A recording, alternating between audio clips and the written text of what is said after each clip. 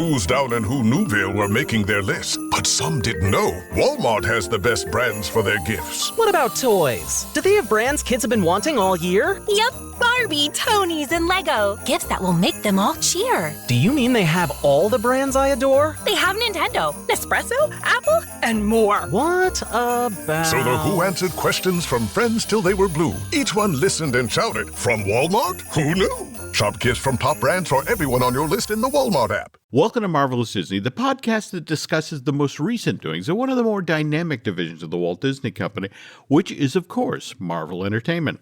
This is entertainment writer Jim Hill, and my co-host, the amazing Aaron Adams, and I are recording this week's episode on Wednesday, May 10th, 2023. Quick question, Aaron. You haven't managed to see Guardians Volume 3 yet, right? It's been kind of a crazy week. It's been crazy. We've been on the road. We've had other issues to take care of, so I haven't been able to get to a theater yet. However, I did get to see one episode of the Muppets, the Electric Mayhem. Oh, and? I love it more than words can say, so I will end up shouting throughout the episode as Animal Nora! Wow. And you'll get it when you see it. Okay. But wonderful, wonderful show. Can't wait to finish it. Okay. That makes me happy in and of itself. I mean, I know, right? All right. Well, okay. I have managed to see Guardians Volume 3. Nancy and I went out yesterday afternoon, and I understand, how certain listeners don't want things to be spoiled. And more to the point, Aaron hasn't seen the movie yet, so we will gingerly step to the minefield today and try to keep this a spoiler-light show. But let's go to the actual news that's been out in the entertainment press. Opening weekend for Guardians originally was supposed to be somewhere around 120 million domestic. First news that came out about North American ticket sales put this James Gunn film slightly under that. I want to say at 114, but then within 24 hours, other theaters had checked in, and it was like, okay, we're really at 118 in North America. So it's where it's supposed to be, Aaron.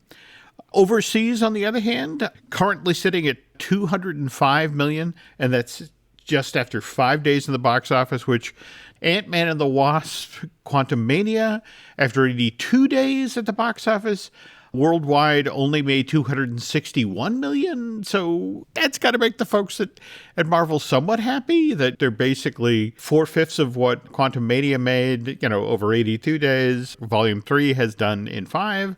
Folks at Disney were quick to cite earlier this week that thanks to Guardians Volume 3 doing so strongly at the box office, it put Disney over $2 billion in ticket sales worldwide for the year to date.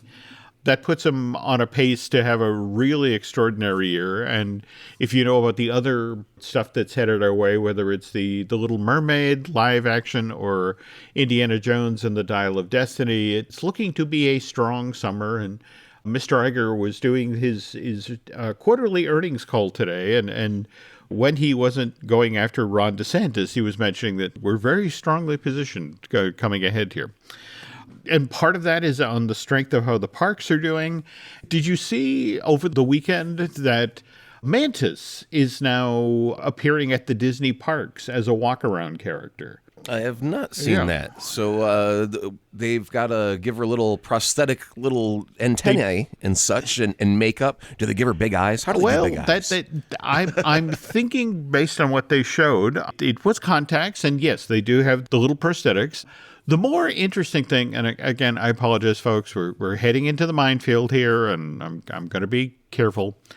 But given the way, well, I guess what I'm asking here is from folks who have been to Disney California Adventure, which is where Mantis has begun appearing as part of the Guardians of the Galaxy awesome dance-off show, which is held in front of the Mission Breakout show building.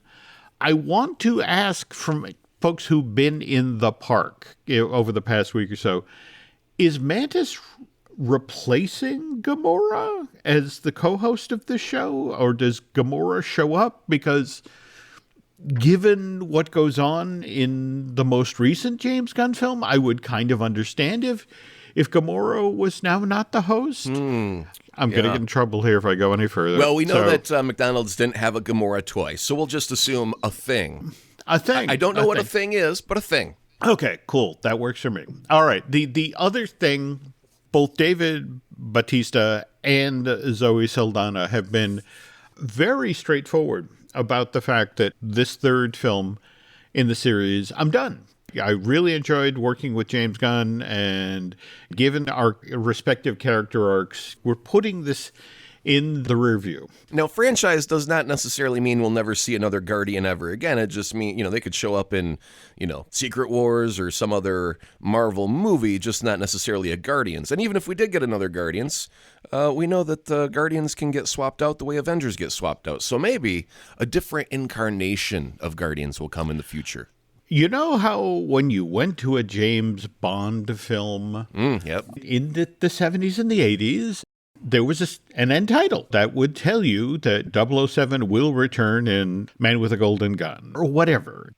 And what do we get at the end of Guardians? Did they say they would be back, or they just say, get out of the theater, we're done?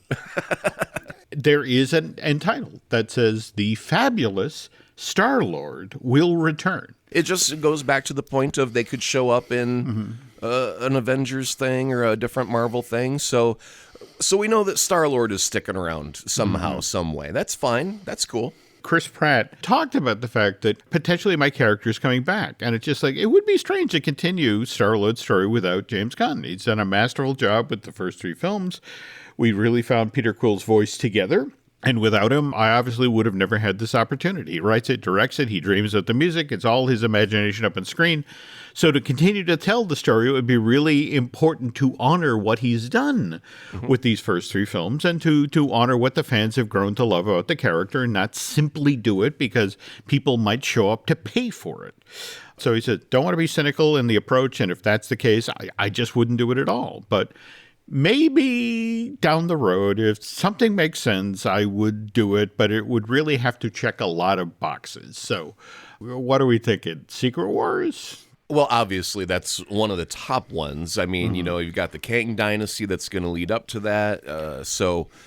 Let's see. I don't think we have too many other spacey type heroes outside of the Marvels, but I think we've got the 3 girls in that story, and I don't think we need a Peter Quill showing up there. I'm just trying to think of other space-type scenarios where he could show up. I mean, if he's off in space somewhere, that does kind of put him far out of reach for a quick cameo.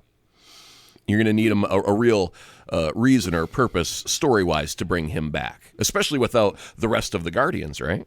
Okay, we're going to put a pin in this right now until you see the movie. And more to the point, until a lot of other people have seen the movie. And then we'll talk about where Peter is, where the Guardians are, and so on and so forth. So there's the good news. Bad news is we were talking on last week's show, given the way that Marvel Studios works, the whole shoot, you cut the movie together, you look at it, you see what's missing, you write some new scenes, you shoot some more, you cut it together again, rinse, lather, repeat. It's been a very successful formula for Marvel for years, since 2008. In fact, shortly we're going to get back to that post-credit scene for the original Iron Man. But the problem is right now that the other guilds, the other unions are starting to honor the Writers Guild. And, there are folks who are just not willing to cross picket lines at this point, even for things that are already pre-written. And some of these, not a surprise. I mean, I don't know if you saw the story the past week that Marvel's Blade reboot has now been put on hold, and we could be months before this Mahershala Ali project, which has been delayed repeatedly over the past 6 months, now goes before the camera. That does make a bit of sense because it was like just only a few weeks ago that you had brought up that they had hired a new writer. This was before the writer's strike, right? Now, if you're going to hire a new writer, who in the heck knows what they might change? They know that there's a problem and they need to fix, and they hire the writer. What if the writer changes the set piece? You don't want to build a huge elaborate set and then find out 6 months later, oh, darn, they wrote that out and changed it entirely. So, I mean, to shut down pre-production, especially during a writer's strike, you can't make any forward progress. You don't know what the guy's going to come up with. Yeah, I mean, that does make a bit of sense, financially speaking even, because you don't want to invest money that ends up, coming to naught for a result. And now, on the other hand, Daredevil Born Again, they've been shooting for 2 months at this point. And they are 2 months into an 8-month-long shoot, and they just shut down production. Scripts are written, but this was a union situation. It's like we had guys picketing outside, and we're going in solidarity with that union. Union folks didn't cross the line, so that got shut down. The question now is, what happens next?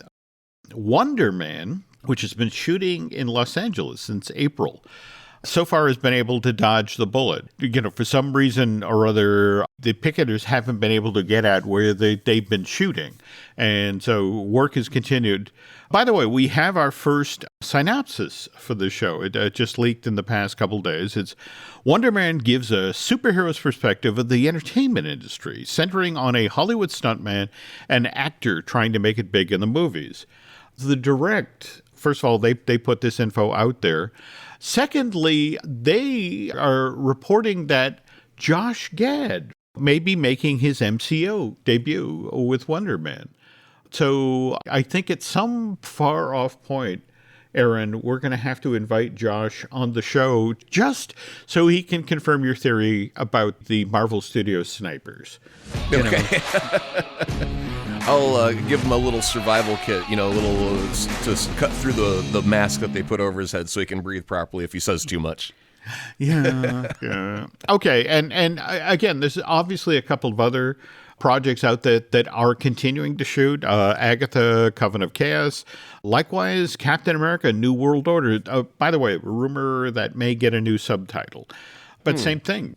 These two projects could be shut down at any time by union members opting to honor the WGA picket line. So it's going to be interesting to see where this goes.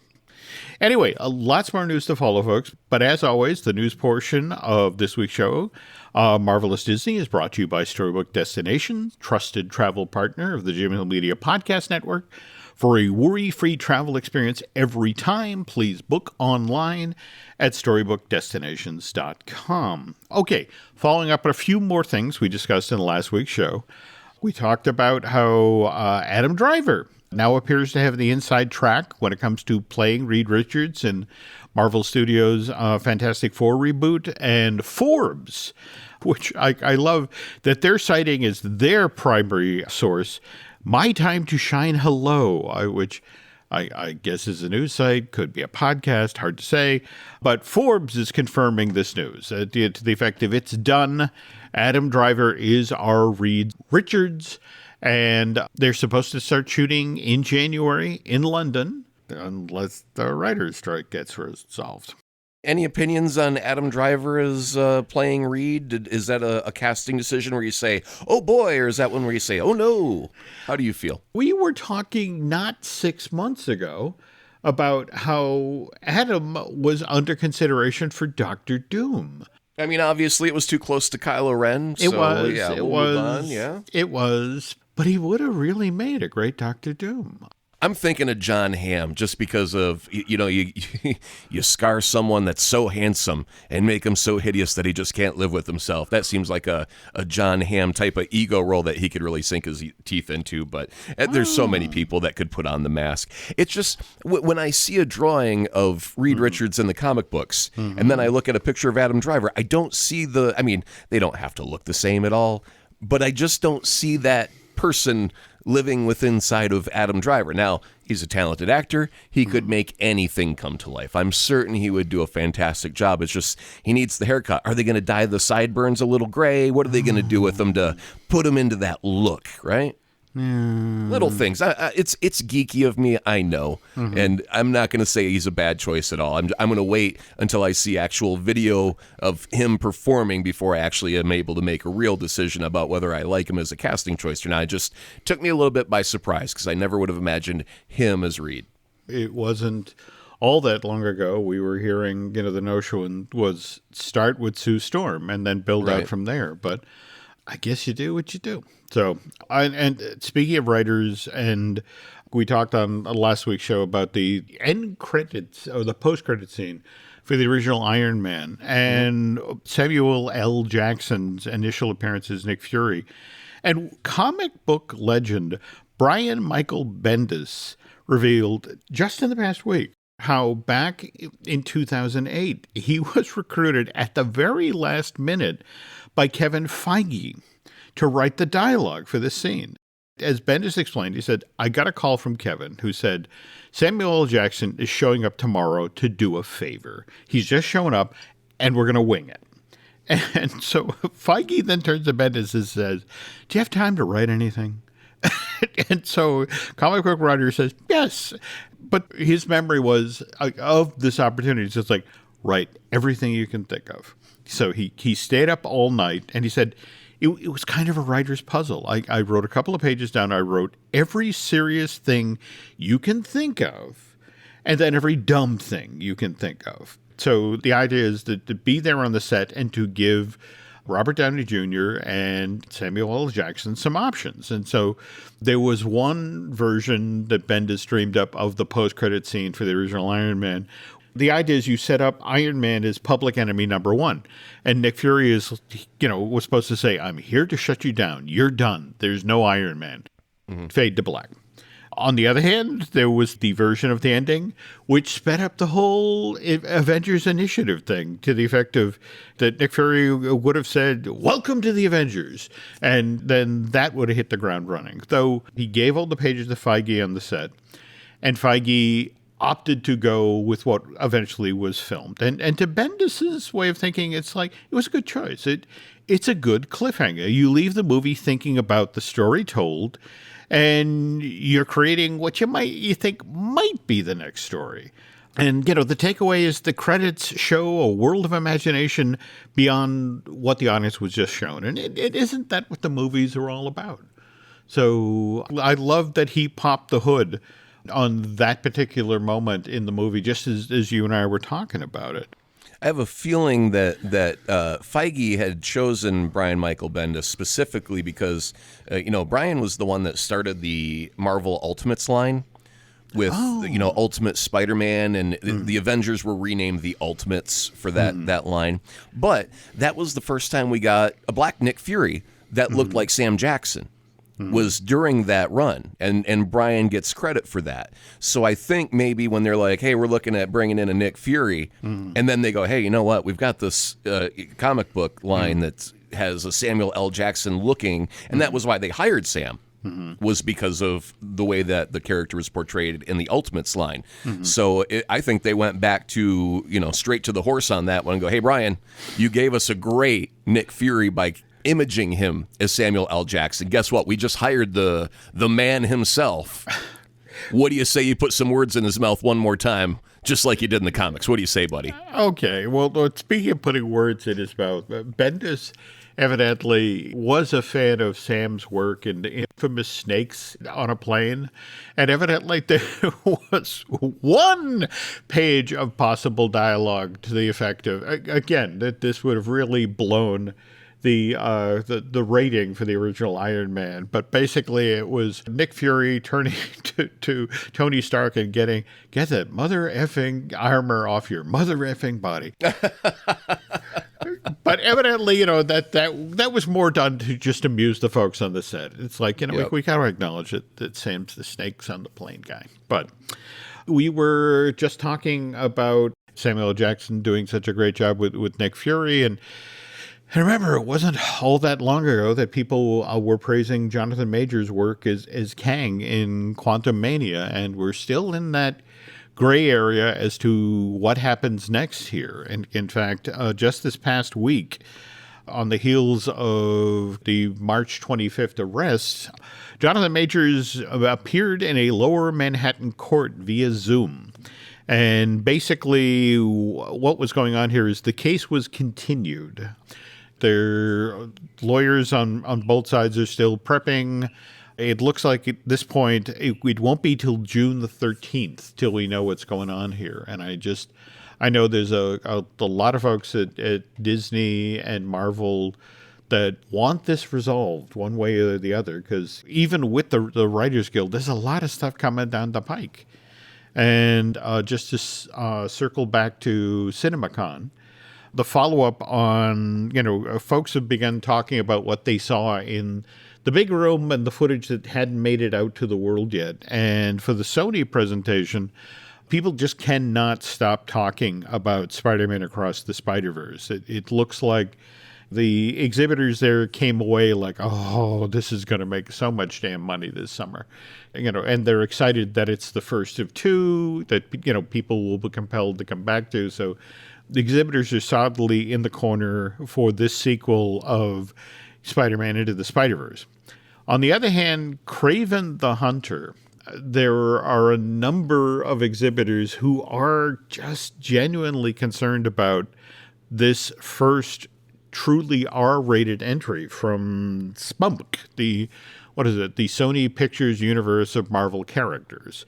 And they were looking at this, and it's like, I know everybody's talking about how this is supposed to be like Venom, only with more of an edge, and the fear is it really looks more like Morbius. That's an insult, Jim. You should take that back. Those are harsh words. How dare you? That's just mean. How dare you call someone a Morbius movie?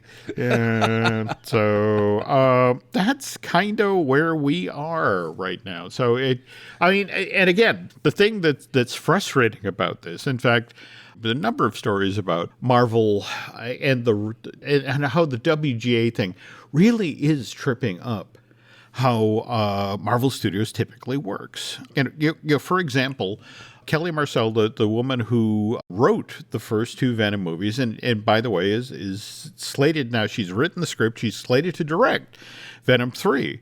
But she was telling the story about how when you work with a Tom Hardy, he's a guy who really likes to ad-lib, and they collaborated on the set. So do you remember in the first Venom movie, there was a scene in the restaurant where Eddie Brock climbed into the tank with the lobsters? Yep. That was Tom Hardy. I mean, that was something they came up with on the set. And Marcel flat out said the lobster day was utter chaos. But the thing is, when you work on a Marvel movie, you have 4 and 5 days like that typically. That's where the joy and the fun and the madness of the movie comes from. But they were a month into shooting Spider-Man No Way Home. It was only then they made the deal to bring in Tobey Maguire and Andrew Garfield. So they started rewriting the third act of the movie to bring in the two other Spider-Men.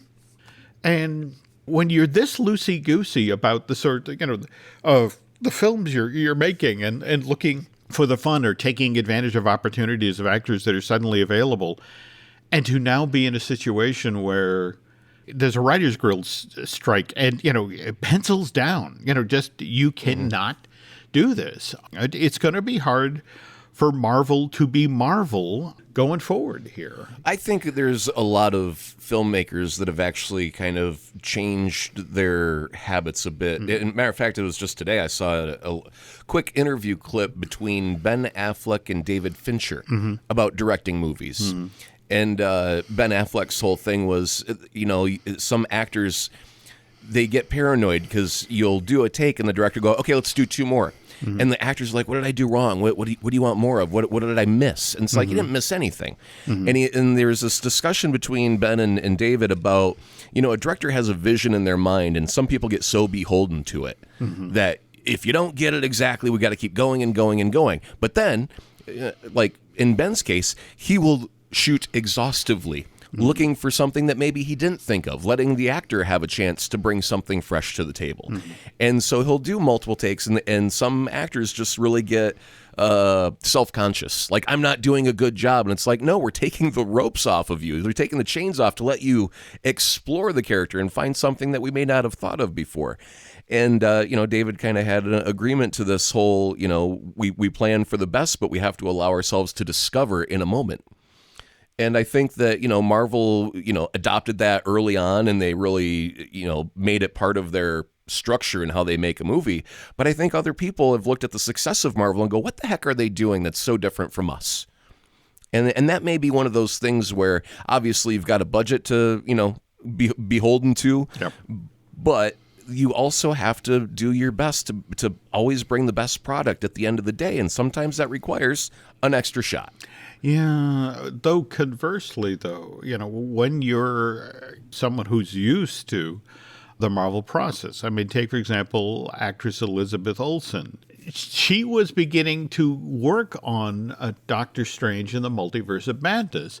And she'd had such a good experience on WandaVision that, and she was so looking forward to being the test case for, we're going to step out of the limited series and go straight into the movie. And here's that amazing piece of connective tissue. Mm-hmm. And she's reading the initial script for Doctor Strange in the Multiverse of Madness. And she gets on the set and it's like, guys, I'm kind of repeating myself here. A lot of the arc that you have Wanda going through in this film, we already resolved in WandaVision. And the writers were like, I'm really sorry you feel that way. But when we were working on this, you hadn't finished WandaVision yet. We haven't seen it. And it was one of these things they had to kind of fix on the fly because it's like, we've already addressed this. But it's like we have this whole movie that's written about this character working her way through her grief and, chasing her children across multiple dimensions. And it's like, didn't we already do this? So... And speaking of, didn't we already do this? Per usual at this point in the show, Aaron and I are going to step away while a couple of ads are in. And then when we get back, we're going to circle back on the whole Scarlett Johansson Black Widow situation. The detective said missing kids usually come home. What happens when they don't? Based on a true story. Police looking for John Gacy. We discovered bodies. By the looks of it, they're younger men. The things he did to those kids. He's sick. The system failed these families. Devil in Disguise, John Wayne Gacy. Streaming now, only on Peacock. Do you know how many there are? Up to you to find out. Every story you love. Every invention that moves you. Every idea you wished was yours. All began as nothing. Just a blank page with a blinking cursor, asking a simple question. What do you see? Great ideas start on Mac. Find out more on apple.com/Mac. No one should have to choose between their own safety and their pets. But nearly half of domestic abuse survivors delay leaving because they can't bring their pets with them. Purina is helping to create more pet-friendly domestic violence shelters through the Purple Leash Project, so survivors and their pets can escape and heal together. Visit Purina.com/purple to learn more. Before I forget, we were talking a little bit top of the show about how folks go to DCA. They can catch what appears to be a new updated version of the Guardians of the Galaxy Awesome Dance-Off show, which may now be built around Star-Lord and Mantis. On the other side of the planet, at Shanghai Disneyland, they are going to do their first ever MaRvel event of size, the MaRvel Fan Fest. And they mentioned as part of this several week-long celebration, they're going to have the people to get the chance to show off their heroic dance moves in Tomorrowland section of the park, which sounds to me like the Guardians dance show's headed there as well. There's also going to be lots of MaRvel-themed merchandise and food and beverage. They have a MaRvel-themed meet and greet that's been part of the theme park for 2 years now, 3 years. Mind you, it's set up in a giant tent that's, I want to say, just across the way from Meet Mickey. But they appear to be testing the waters about MaRvel having a much bigger presence in Shanghai. And long term, it'll be interesting to see which characters show up over there. And whether Black Widow or Hawkeye or Captain America will be in the mix. And toward that end, Scarlett Johansson has been in the news the past week or so, and she was just recently talking about how last month on the sly, She and Chris Evans made a trip out to Los Angeles just to visit with Jeremy Renner. And Scarlett, as part of this interview said, I was honestly so effing happy to see him. I didn't know if I was ever going to see him again. But to not only see him again, but also see him thriving and in such an amazing space mentally. Did you see he was on Instagram again this week with another one of his videos for his recovery? And I'm beginning to wonder, are we going to see a series of Jeremy Renner exercise videos coming out on the heels of this? Well, I was thinking he might be a new spokesperson for Slim Fast. Well, I'm sorry. Again, he's okay. We can make poor taste jokes. We can. But it's just sort of like, but if you think about it, what is the Jeremy Renner makeover program going to be? Step one, get crushed by a 7-ton snowcat. And as you're recovering from your 30 broken bones, you become your best possible person. I'm just kind of fascinated by this. It could be a great book called Rebuilding Renner or something like that. I mean, all seriousness, about how he actually recovers and the steps that he had to take to, physical therapy is going to be tough no matter what, right? Yeah. And it's going to be a real challenge, and the fact that he's doing as well as he is a great sign, but still, the man's got to have fortitude and the inner willpower and to not give up and to go through all that. I'm sure he's probably going to end up telling the story of the accident and the recovery in a more full form type of way, because it's public interest. People are curious about what happened, how he recovered, the things that he went through along with that, and it could be a very inspiring story, of the grit of the human spirit. All true. Though what was kind of interesting is Scarlett shared when she learned about it, she was actually on the set of Project Artemis, a movie she's making for Apple with Channing Tatum, and woke up in the morning and, heard this story about him being killed in a snowplow accident in Tahoe. So she learned about it on the Avengers text chain, which, by the way, this includes Scarlett Johansson, Chris Evans, of course, Jeremy Renner, but also Robert Downey Jr., Chris Hemsworth, and Mark Ruffalo. They are still, this many years after wrapping Endgame, that they're still in each other's lives. I want to just say the cast of The Lord of the Rings got tattoos, by the way. Just having a text chain doesn't have the same commitment as getting a tattoo. But okay, I'm glad that they're all still chatting together and have their own real Avengers group. It's cool.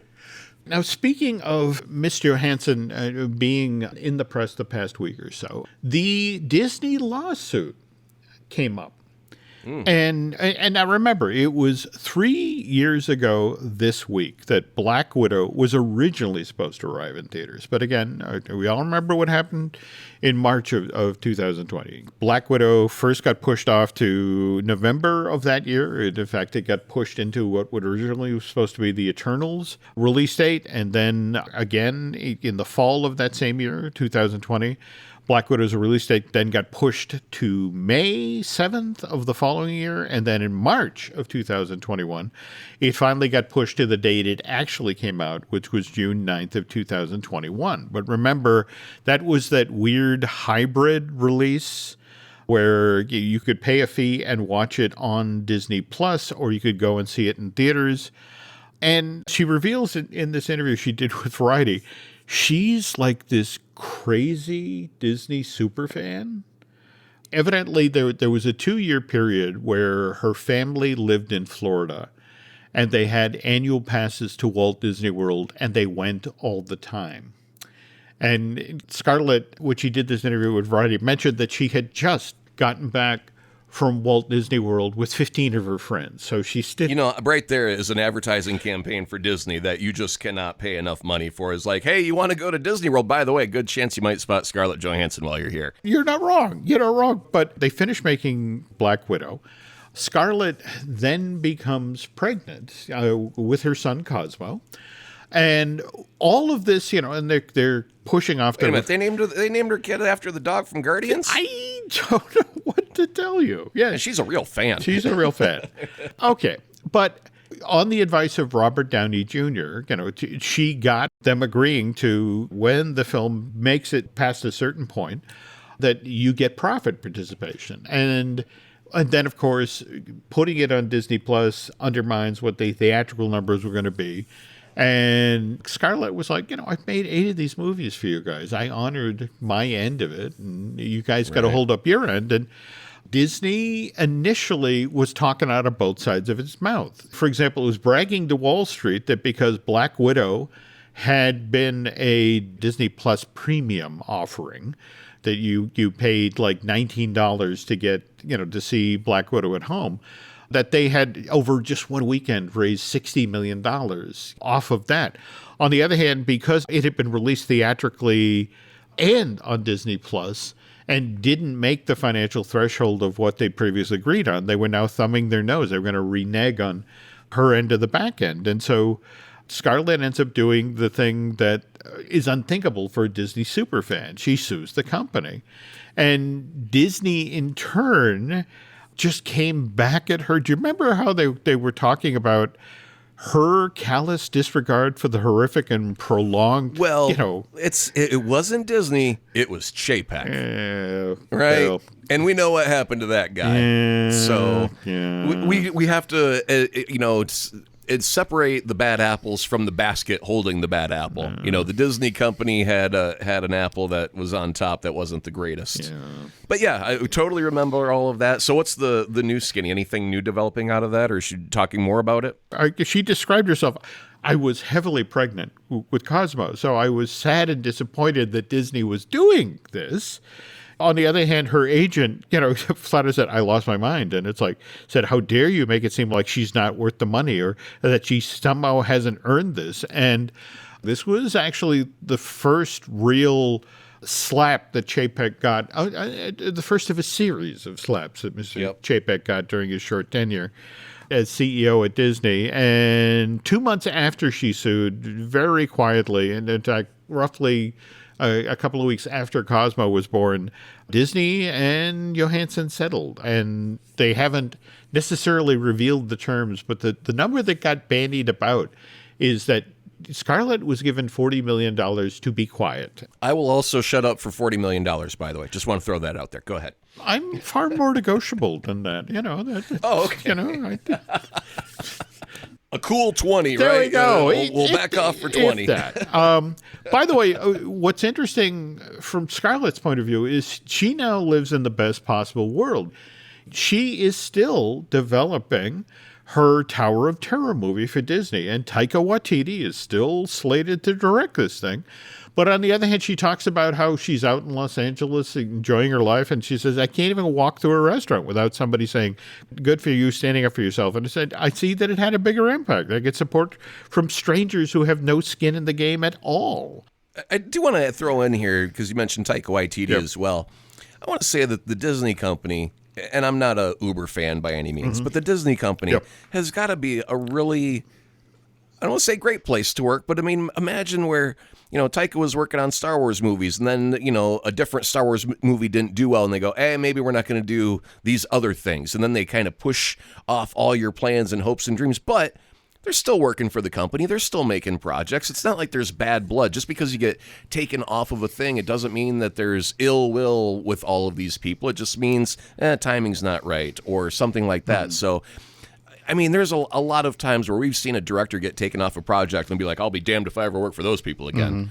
And it just doesn't seem like, especially Scarlett Johansson, after suing a company, goes back and works for them. You don't go back and work for people that you hate with a passion. You have to have a group of likable people, creative people, like-minded, that want to create great entertainment. And so in that instance, good or bad, I'm happy that if their projects get shelved for a little bit, at least they're still working with the company, because one day those projects can always be revived. So I'm really happy that she's still working on Tower of Terror with Taika.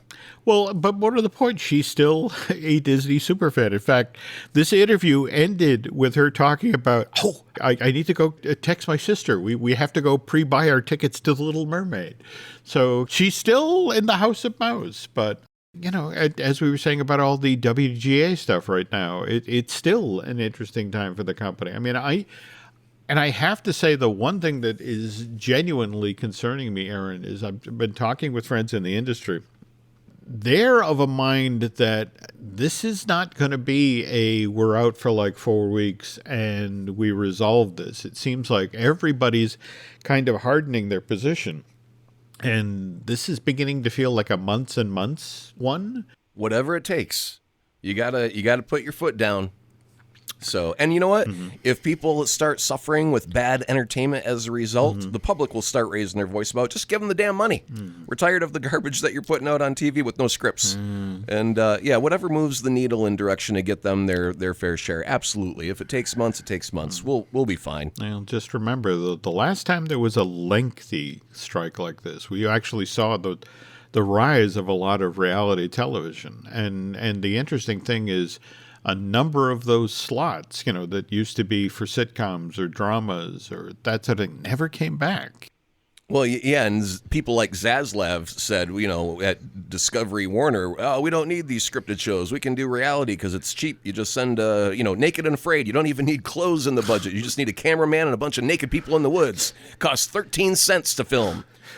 Right? I mean, yeah, there's going to be people that are going to take advantage of that because they're like, we need content. What can we do that's cheap and free? Now, speaking of which, speaking of naked people, I pay attention to what you say. So you were talking about your 32nd Street podcast, and you were telling the story about the Coca-Cola advertising and how they supposedly hide the naked bodies in the ice and the bubbles and I was in front of a Coke vending machine just recently, and I began to get odd stares because I was trying to see them, and it's just sort of like, you say a little too hard at a vending machine and you draw a crowd. And I'm wondering, is it my prescription or am I just not seeing them?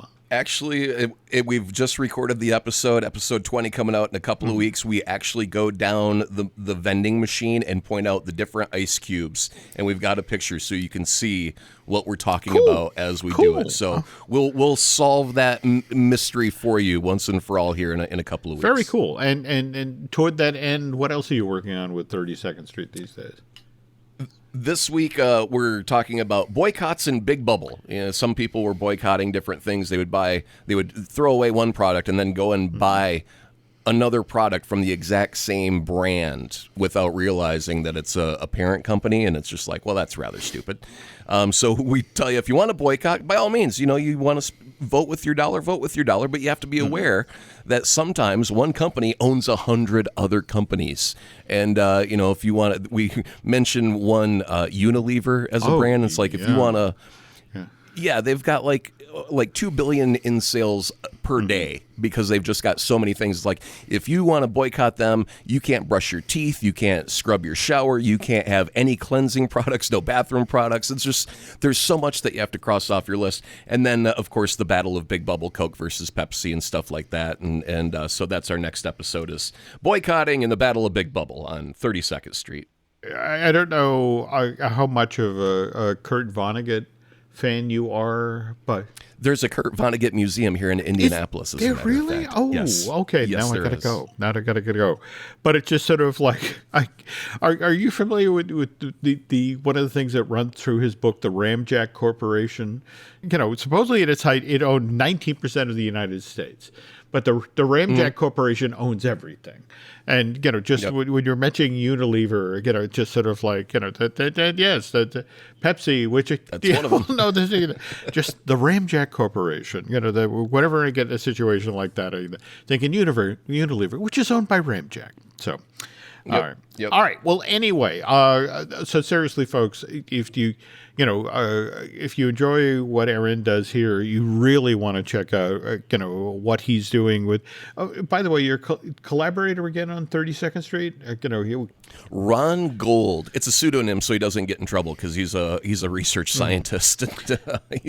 He doesn't want to get fired for speaking truth. I get that, but Aaron and Ron are doing such great work over there. So if you enjoyed the show, you definitely need to check out 32nd Street. And by the way, we also have another couple of podcasts here. We'd love you to check out Here, we of course have Disney Dish, which I do with Len Testa. Likewise, Fine Tuning, which I do with Drew Taylor, who, by the way, has his own terrific podcast, Light the Fuse, about the Mission Impossible movies. And then, of course, we have Looking at Lucasfilm. Brian Gunn and I finally got a new one out the door, and we're working on a new episode of that debut next week or thereabouts. Beyond that, where else can the nice folks find you, Aaron? Well, right now you can just go to the same old Twitter place at Azaprod, AZAPROD. And before we wrap up, I wanted to throw one little nugget out there for our local people in Indianapolis or the Indiana area. A very cool MaRvel event coming that I wanted to make sure everybody's aware about. We're going to be going, my wife and I, are going to be going to the Butler Arts and Events Center, the closed hall, for Spider-Man Into the Spider-Verse in concert. They're going to have a live orchestra and DJ. And yeah, they're going to be playing the film and the whole thing with a live orchestra and DJ. I'm very, very excited about it. I want to say it's October 3rd. Wow. So get your tickets for it if you're in the area. I'll see you at the venue. It will be flipping awesome. Cool. Wow. Okay. All right. Now back to the Twitters. Jim, where can we find you at? I'm on Twitter and Instagram as Jim Hill Media, and over on Facebook is Jim Hill Media News. And final thing as we head out the door, folks, if you could do Aaron and I a favor, if you could head over to Apple Podcasts and rate and recommend, well, not just the show you're listening to right now, Marvelous Disney, but also 32nd Street, that would be terrific. And if you really, really, really like what you heard here today, you want to head over to Bandcamp and subscribe, that would be cool too. That would, help us, pay for tickets to see Into the Spider-Verse, as a concert thing, which I have to check and see if that's coming to New England. But anyway, that's going to do it for this week, folks. So thanks for listening, and Aaron and I will be back soon.